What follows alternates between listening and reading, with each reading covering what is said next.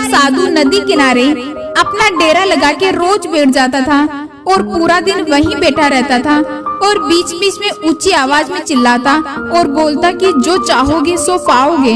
लेकिन उस रास्ते पर जितने भी लोग गुजरते कोई भी उस साधु को सीरियसली नहीं लेता था, क्योंकि वहाँ से गुजरने वाले सभी लोग उसे पागल समझते थे। साधु की बातें सुनकर अनसुना कर देते थे और जो भी सुनते वो सभी लोग उस साधु पर हंसते थे। एक दिन बेरोजगार लड़का उस रास्ते से गुजर रहा था, तभी साधु की चिल्लाने की आवाज उसे सुनाई दी कि जो चाहोगे वो पाओगे, जो चाहोगे वो पाओगे।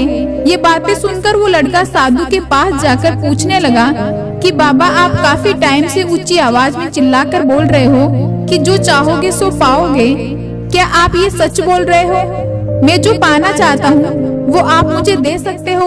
तभी साधु बोला कि हाँ बेटा, जरूर दे सकता हूँ, कि तुम ये बताओ कि आखिर तुम पाना क्या चाहते हो? तब लड़का बोला कि बाबा, मैं चाहता हूँ कि एक दिन मैं बहुत बड़ा हीरो का व्यापारी बनूं, तो क्या आप मेरी ये इच्छा पूरी कर सकते हो? मुझे हीरो का व्यापारी बना सकते हो?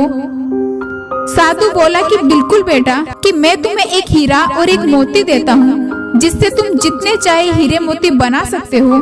साधु की ये बात सुनकर लड़के की आंखों में आशा की एक ज्योति चमकने लगी।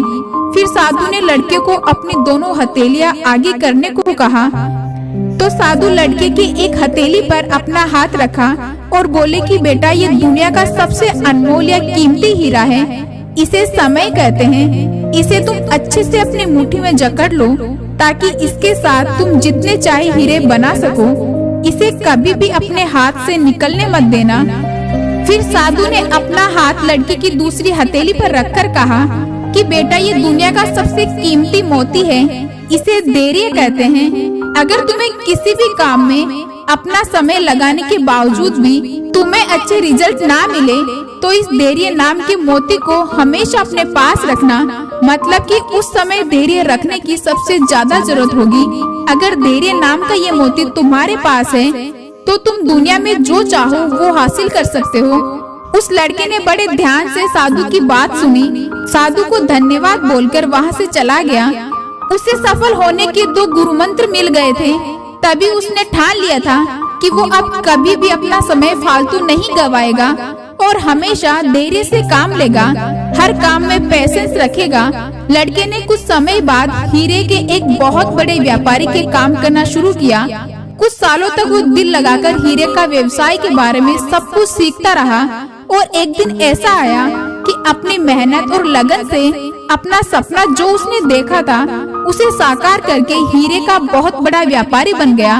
इस कहानी से आपको ये सीखने को मिलेगा कि आप अपने सपनों को प्राप्त करने के लिए हमेशा समय और धैर्य नाम के हीरे मोती अपने साथ रखोगे तो आप जो चाहोगे वो पाओगे।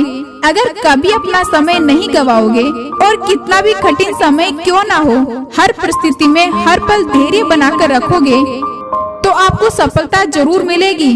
फिर आपको जीतने से कोई नहीं रोक सकता। फिर आप जो चाहोगे वही पाओगे।